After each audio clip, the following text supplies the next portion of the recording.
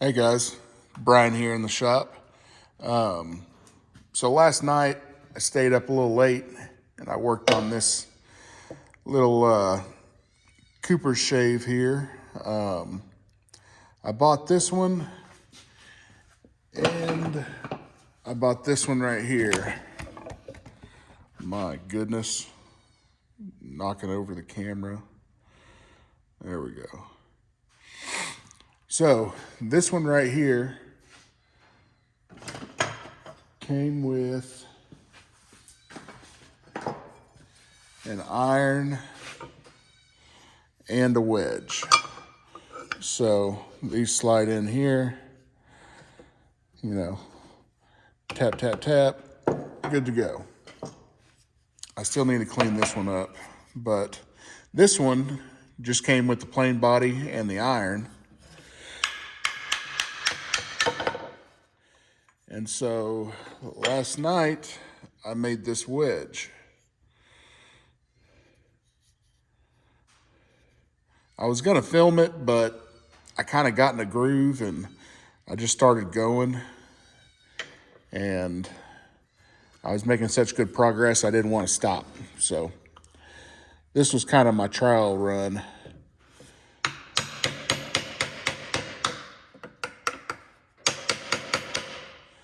But yeah, it turned out really well. You can see the bottom of these is curved, so they would most of the time use them cross grain on barrels to even up the staves. You go with the grain too, but usually it was cross grain. This one is flat and it's got a piece of steel infill right there. Obviously this was set up for a smaller iron. I'm guessing they probably sharpened it too far and had to get another iron, and the one they found was a little larger than the one that came with this, so they had to widen out the hole. Didn't do a very good job of it, but you can see right here, guys, it's either his initials or his last name. It's B-L-I-C. Looks like there might be an E. Blick, I don't know, something like that. But yeah, I love these old spoke shaves and end shaves, and these are also called plinkers, or not plinkers. Gosh, I'll have to look it up. I forgot the name. But hey, Bubba. Sorry, that's my son coming out to the shop. Anyways, I had so much fun doing this, I think I'm gonna make one myself. So here in the vise, I got a big old piece of walnut, and I'm gonna go ahead and try my hand at making one of these. So I'll bring you guys along on the process. Right now, you can see I'm planing this side and this side. We've got a little cup in this wood. So I'll finish dimensioning it and then I'll bring you back. All right, so I started to dimension this with my 5 1/4. A lot of people like to use number 5. I've got, pretty big hands, and people have a misconception that if you've got big hands, you need a big handle.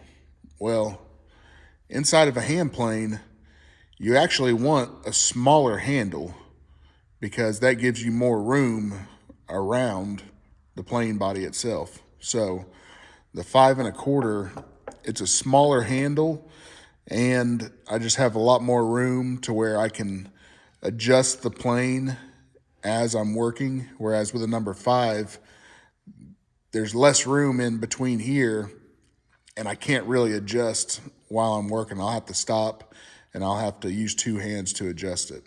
But anyways, back to what I was gonna say. So I started out with my number 5 1/4, and I've got a lot more material to take off than what that plane is really set up to do. So I've got my scrub planes here. I've got a number 40 and a number 40 and a half. The number 40 and a half is basically the same thing. It's just a little bit wider, a little bit longer. For this piece, it's not super big, so I'll probably just use my 40. But I'll go ahead and demonstrate for you guys a little bit just so you can see what this thing does. You can remove a lot of material very quickly, so you have to be kind of careful. Haven't sharpened it since I got it out of storage. Let's see here. All right.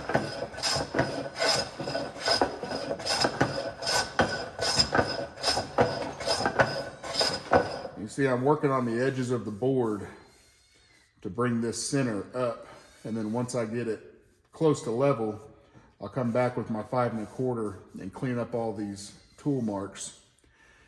You see how wide this mouth is. Am I in frame? Okay. And then we've got a nice big cambered iron that sticks out of the mouth, probably 5 times more than what your normal plane would. That's why we're getting these big thick shavings.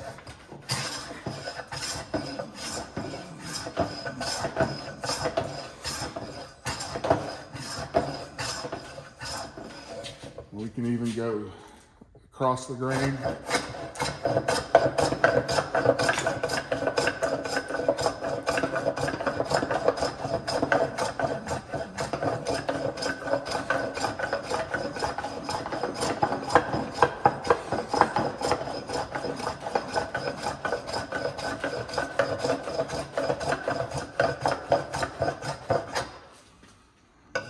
Back this way.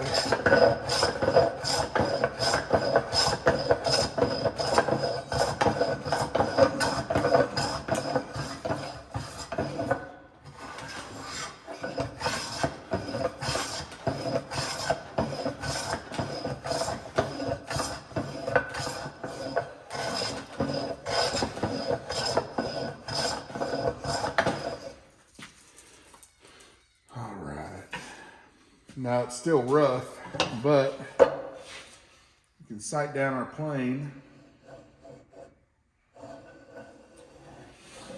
Got a couple high spots.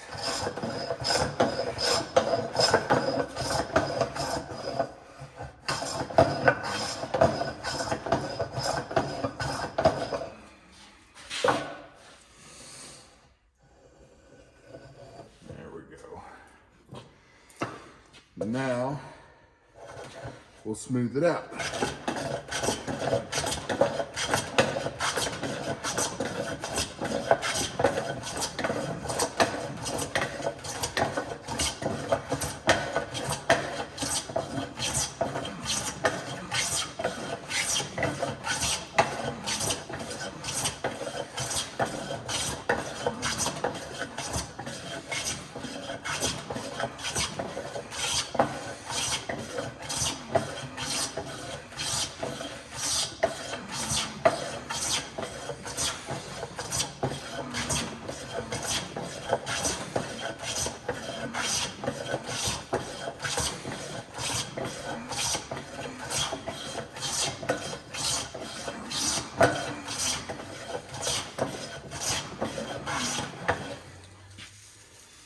Woo!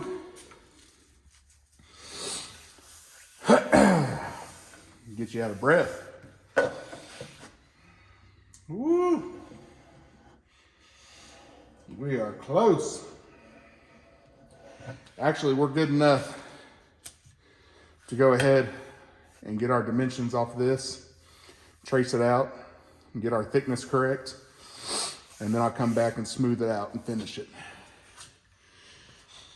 So let me set up some layout and then I'll bring you back. All right, so we've got this thing sitting on here.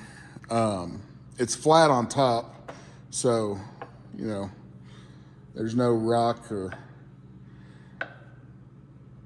anything like that, so we're good. So for now, I'll go ahead and just mark it out with a pencil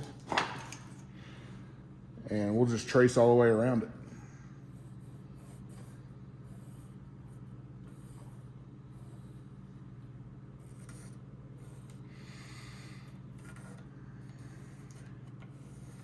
And this is just getting the general shape, just so I have something to kind of go off of. Once we get going, I may change the design. I may make it more comfortable for my hands. We might do a curved handle instead of these straight handles, which really a straight handle is better. But what I'm trying to say is we can change it as we go.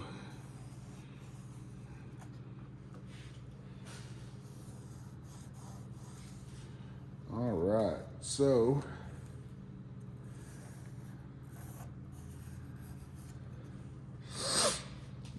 sorry, my allergies. I woke up this morning, could barely breathe. They're going crazy, but you're probably gonna hear me sniffing.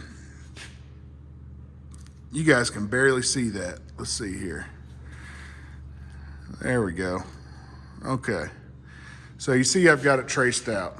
Now, the next thing we need to do is figure out what our thickness is. So this is a marking gauge. I don't really go by these measurements because you never know how accurate they are, but it's got a little pin here. Usually they've got just a rounded point on them. I usually take a file and I'll make mine more of a knife edge. It just marks the wood better. But as I showed you before, this has a curved bottom. So the one I'm wanting to make is more like this one over here with a flat bottom. So, and then we've also got these rabbets on the side. I'm not sure. I bet those came afterwards. They probably, you can see this side over here is worn a little more. So I bet these sides got worn and so they just shaved them off. But we'll go ahead and we'll use this dimension right here. And I'll loosen up my marking gauge. Gosh, I got some graphite all the way around this. I'm gonna have to get that off. So I don't really care what the measurement is, as long as my marking gauge is set to it. That's what matters. So we will go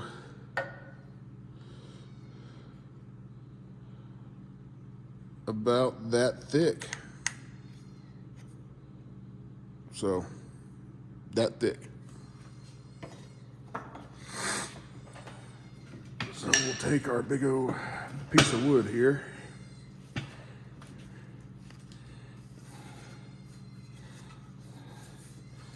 This is the reference face of the marking gauge. I just planed this flat.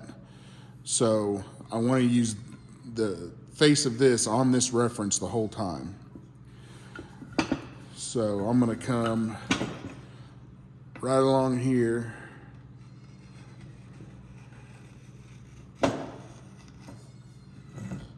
You guys see that?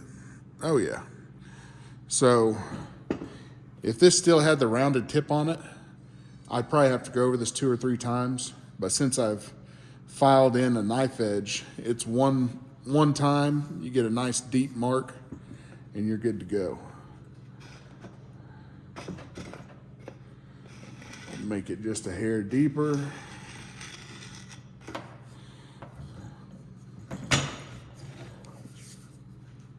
Come over here across the end grain.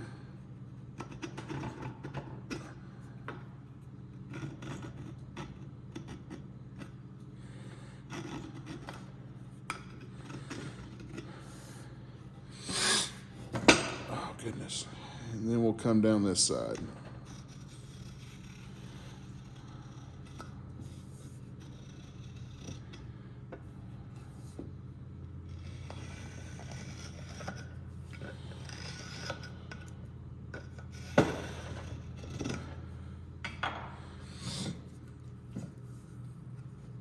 Then we'll do this side of the end grain.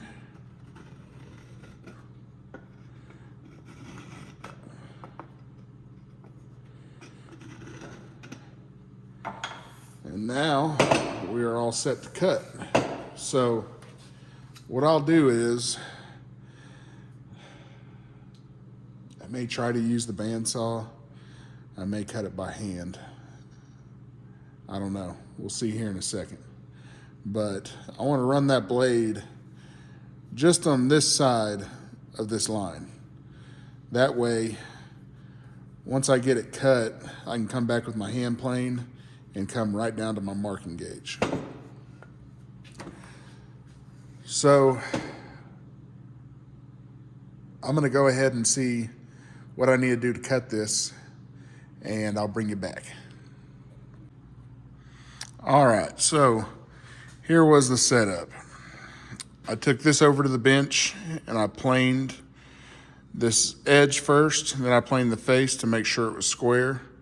You can see I'm missing my insert. That's one of the things I need to get for this saw. I've got it ordered, just hadn't showed up yet. But so I set up the fence, and then I gave myself about a 1/4 inch. You can see off my line right here. I probably gave too much, but I wanted to make sure. I didn't really trust this setup, so I just wanted to make sure I had enough to work with to plane off. So I'll probably leave it long for now, because that way it'll be easier to work with. And then this piece, maybe we'll use it to make another one, or maybe just another project in the future. Uh-oh, my wife's honking at me. All right, guys. Well, that might be it for today. We'll probably shut it down. This will be part 1, and then I'll bring you along as I work on it. So thanks for being here. Thanks for subscribing, and get out in your shop, try to relax, enjoy this nice weather we're having. All right, guys. Thank you again. Bye-bye.